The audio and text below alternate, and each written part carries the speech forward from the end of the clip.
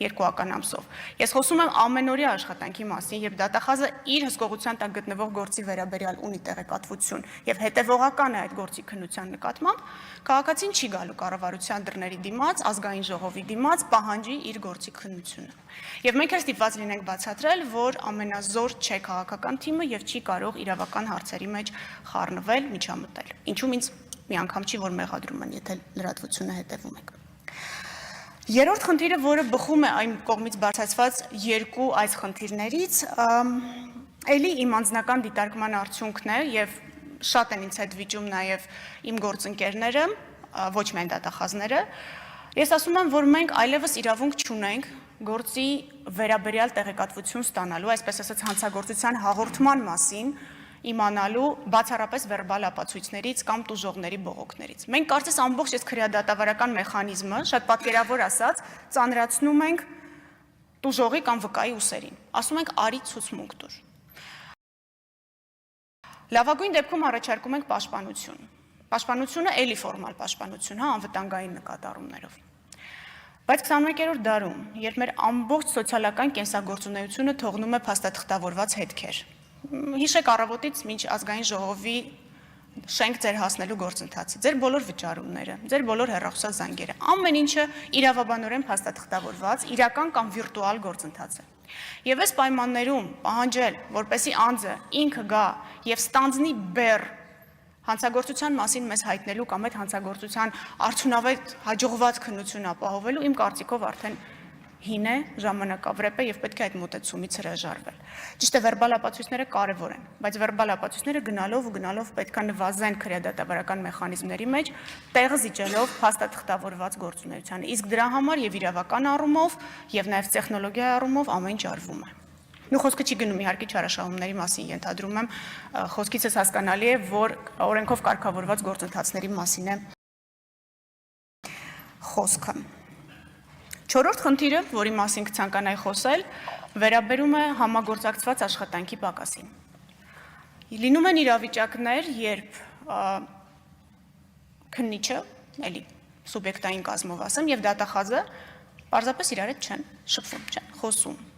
Հասարակ մարդկային ամենամեծ կարողությունը, որ մեզ տված է, չեն օգտագործում։ Եվ դա վերածվում է մի հատ երկար փաստաթղթաբանության արդյունքում խոցելի վիճակի մեջ դնելով տուժողին։ Տուժողը ստիպված է այս երկու գերատեսչությունների թղթաբանության մեջ անընդհատ փնտրել իր հարցերի պատասխանը, փնտրելու համար վարձել փաստաբան, փաստաբանի համար վճարել ու այսպես անընդհատ հայտնվել տեղապտույտի մեջ մինչև կհոգնի։ Վատագույն դեպքում։ Լավագույն դեպքում կհասնի մարդու իրավունքների եվրոպական դատարան։ Այդ պատճառով ես կարծում եմ, որ շատ տեխնիկական, բայց շատ կարևոր խնդիր է համագործակցված աշխատանքը ինչպես երկրի ներսում, այնպես էլ երկրից դուրս։ Խոսքը գնում է օտարերկրյա գործընկերների հետ շփումների։ Եվ այս առումով ոչ միայն ֆորմալ հանդիպումները, այլև մասնագիտական քննարկումներն եմ ես կարևորում, որովհետև մենք գործ ունենք այսօր շատ ավելի պրոֆեսիոնալ հանցավորության հետ, սպիտակ օձիքների հանցավորությունն այսօր դառնում է գրեթե իդեալական, հաշվարկային մակարդակի, ֆինանսական, մաթեմատիկական, անալիտիկ, եւ այս առումով նախաքննությունը կարծես հետ է ընկնում։ Տեխնիկապես կարծում եմ սա հնարավոր է, ընդհանրապես կամք ու ցանկություն է պետք նոր բան սովորելու եւ որակի առումով զարգանալու։ Եթե այսօր մենք խոսում ենք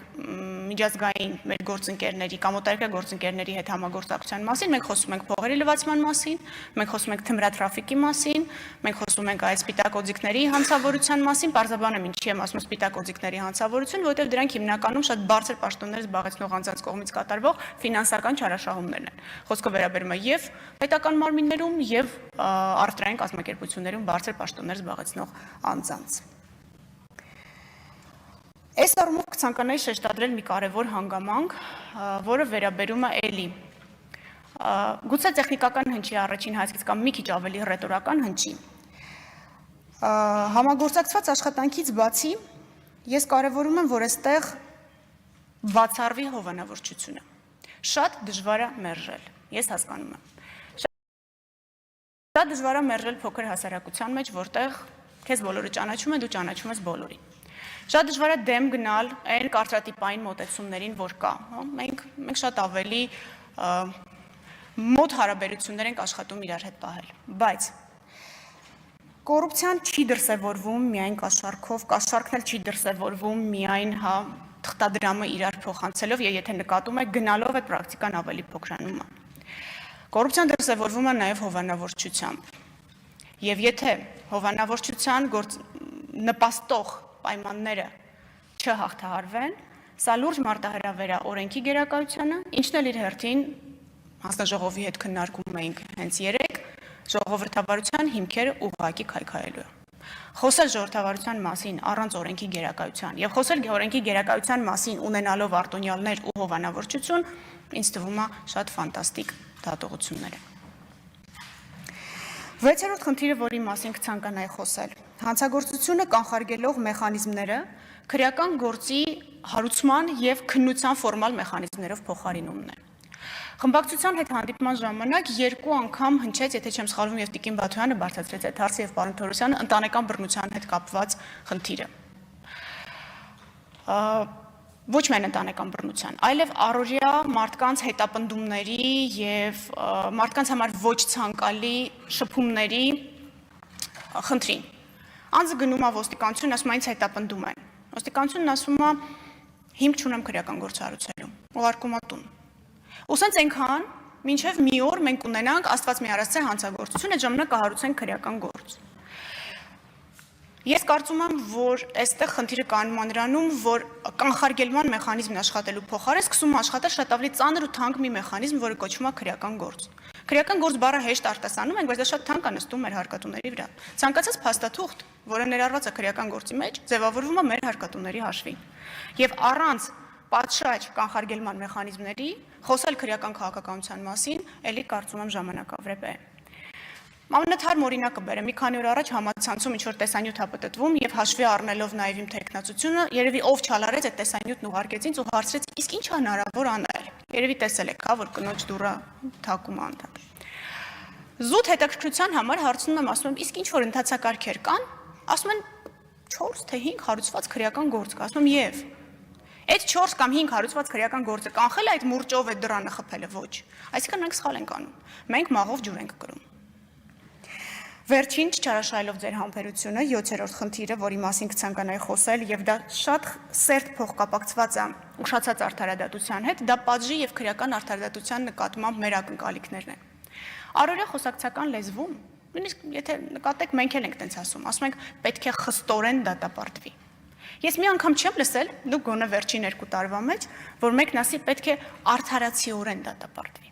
Հիմա կարող ենք վիճել, որ արդարությունը շատ абստրակտ եւ շատ փիլիսոփական կատեգորիա է, բայց թույլ տվեք չհամաձայնվել։ Քրեարևական իմաստով պատժի արդարացիությունը ունի 2 հստակ չափանիշ։ Պատիժը չպետք է լինի ուշացած, պատիժը պետք է լինի համաչափ։ Որպեսզի պատիժը չլինի ուշացած, քրեական արդարադատությունը պետք է լինի արդյունավետ,